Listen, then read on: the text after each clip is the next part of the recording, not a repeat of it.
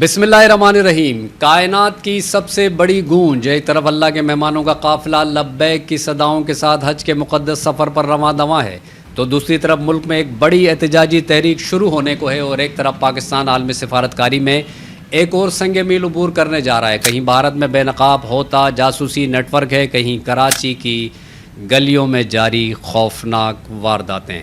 यह है हक़ पाकिस्तान का ताज़ा तरीन और मुकम्मल वीडियो तज़िया, जहां हर ख़बर की तह में जाएंगे और हर हकीकत को बेनकाब करेंगे। हक़ पाकिस्तान के तमाम देखने वालों को अस्सलामु अलैकुम।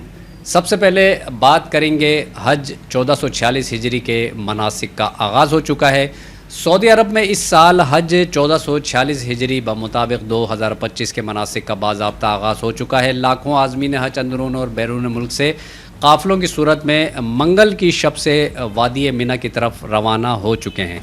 यौम तरविया यानी 8 ज़िलहज का पूरा दिन हज्जाज कराम मिना में क़याम करेंगे। वहीं 5 वक्त की नमाज़ें अदा की जाएंगी और फिर रात गए अरफात के मैदान की तरफ रवानगी होगी।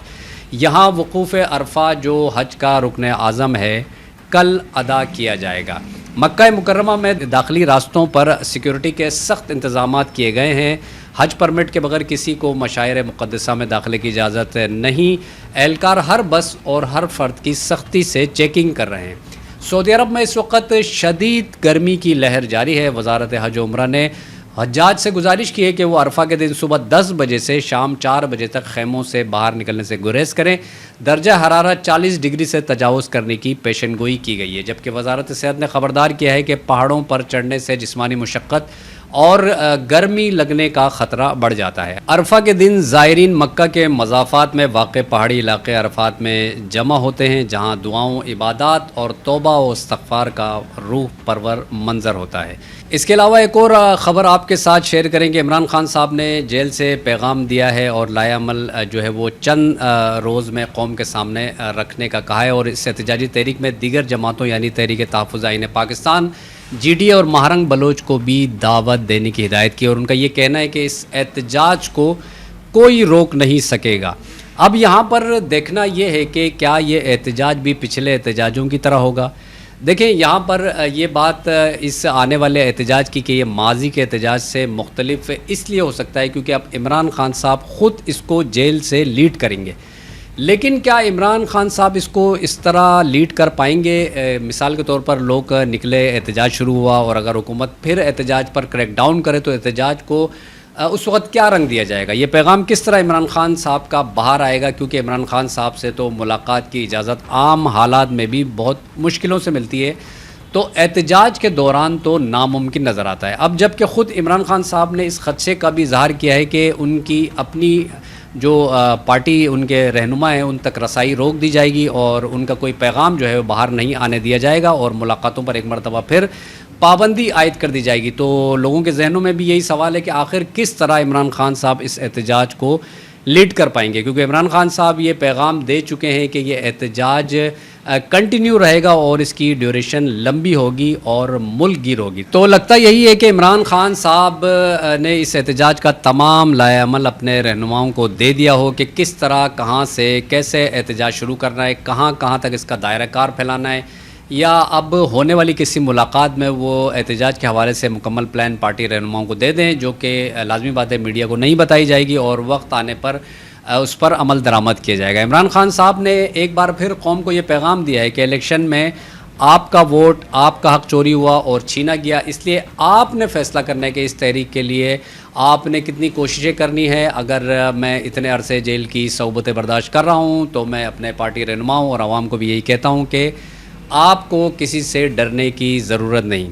तो इस बार दीगर जमातों से भी इमरान खान साहब ने रब्ता करके उन्हें इस एहतजाजी तहरीक में शिरकत की दावत देने की हिदायत कर दी है और इस दफ़ा मौलाना फजलुर रहमान को दावत नहीं दी गई। और PTI के कुछ रहनुमाओं का ये कहना है कि चूँकि माजी में मौलाना फजलुर रहमान के साथ 5-6 महीने ज़ाया हुए और कोई हल भी ना निकला, तो इस दफ़ा इमरान खान साहब ने भी उन्हें शायद इस वजह से नज़रअंदाज कर दिया।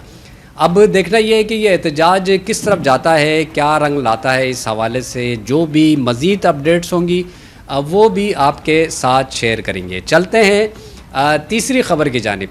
پاکستان کی بڑی سفارتی فتح اور اقوام متحدہ سلامتی کونسل کی صدارت کے حوالے سے 22 جولائی کو پاکستان کو ایک اہم عالمی اعزاز ملنے جا رہا ہے۔ نائب وزیر اعظم اور وزیر خارجہ اسحاق ڈار نے اعلان کیا ہے کہ پاکستان اقوام متحدہ کی سلامتی کونسل کی صدارت سنبھالے گا۔ یہ صدارت پاکستان کو اس وقت ملی ہے جب وہ 8ویں بار غیر مستقل رکن کی حیثیت سے سلامتی کونسل کا حصہ ہے۔ اس سے بڑی کامیابی پر جہاں پاکستان میں خوشی کی لہر دوڑ گئی ہے، وہیں دہلی میں اسحاق ڈار کے بقول ماتم جاری ہے۔ انہوں نے اپنی پریس کانفرنس میں کہا کہ دنیا نے پاکستان کی سفارتی کوششوں کو سراہا ہے، جبکہ بھارت میں الزام تراشی کا بازار گرم ہے۔ اس کے علاوہ چین نے اس مرحلے پر پاکستان کی بھرپور حمایت کی ہے۔ اس کے علاوہ بھارت میں ایک اور یوٹیوبر کو پاکستانی ایجنسیوں کا ایجنٹ قرار دیا جا چکا ہے اور یوٹیوبر جسبیر سنگھ کو پاکستان کے لیے جاسوسی کرنے کے الزام میں گرفتار کر لیا گیا۔ بھارتی پولیس کے مطابق جسبیر سنگھ نے 2020، 2021 اور 2024 میں 3 مرتبہ پاکستان کا دورہ کیا اور پاکستانی ایجنسیوں سے رابطے میں رہا۔ ان کا دعویٰ ہے کہ جسبیر کا رابطہ احسان الرحیم عرف دانش سے تھا، جو پاکستانی ہائی کمیشن میں تعینات تھا اور جسے حال ہی میں بھارت سے نکال دیا گیا ہے۔ اس کے علاوہ جسبیر کے تعلقات پاکستانی انٹیلیجنس آفیسر شاکر عرف جٹ رنداوا سے بھی بتائے گئے ہیں۔ وہ پاکستان کے یوم آزادی کی تقریب میں بھی شریک ہوا، جہاں اس نے پاکستانی اہلکاروں اور ولاگروں سے ملاقات کی۔ بھارتی پولیس کا کہنا ہے کہ جسبیر سنگھ کے موبائل فونز اور لیپ ٹاپ سے پاکستانی نمبرز بھی برآمد ہوئے ہیں۔ موبائل میں اسپیشل آپریشن سمبل میں اس کے خلاف FIR درج کی جا چکی ہے اور جاسوسی نیٹ ورک کے مزید ساتھیوں کی تلاش جاری ہے۔ یاد رہے کہ اس سے قبل یوٹیوبر جیوتی ملہوترا کو بھی پاکستان کے لیے جاسوسی کے الزام میں گرفتار کیا گیا تھا۔ اس کے علاوہ آخری خبر آپ کو کراچی سے دے، جہاں لوٹ مار کا سلسلہ بدستور جاری ہے اور ایک اور بڑی ڈکیتی کی واردات ہوئی ہے۔ کراچی کے علاقے صدر اسٹار سٹی مال کے قریب ایک تاجر سے دن دہاڑے 58 لاکھ روپے لوٹ لیے گئے۔ پولیس کے مطابق تاجر بینک سے رقم لے کر نکلا اور اپنی دکان کی جانب جا رہا تھا جب 2 موٹر سائیکلوں پر سوار 4 ڈاکوؤں نے اس کا تعاقب کیا اور موقع پر واردات کر کے گارڈن کی سمت فرار ہو گئے۔ پریڈی تھانے میں مقدمہ درج کر لیا گیا ہے اور پولیس CCTV فوٹیج کی مدد سے ملزمان کو تلاش کر رہی ہے۔ شہر قائد میں اس نوعیت کی وارداتیں روز بروز بڑھ رہی ہیں، جس نے شہریوں میں خوف و ہراس پھیلا رکھا ہے ایک عرصے سے۔ یہ تھی آج کی اہم خبریں۔ حج کے روحانی مناظر سے لے کر عمران خان کی احتجاجی تحریک، اقوام متحدہ میں پاکستان کی سفارتی جیت، بھارت میں بے نقاب ہوتا جاسوسی نیٹ ورک، کراچی میں بڑھتی وارداتیں اور ملکی سیاست میں نئی پیش رفت تک، یہ ہے سچ، یہ ہے حق، یہ ہے حق پاکستان۔ حق پاکستان کی آج کی ویڈیو میں اتنا ہی۔ مزید اس طرح کی معلوماتی ویڈیوز کے لیے چینل کو سبسکرائب کیجئے اور بیل آئیکن پر لازمی کلک کریں تاکہ ہر نئی آنے والی ویڈیو کا نوٹیفیکیشن آپ کو ملتا رہے۔ پھر حاضر ہوں گے ایک اور نئی ویڈیو کے ساتھ۔ تب تک اپنا اور اپنے پیاروں کا بھرپور خیال رکھیں۔ اللہ حافظ۔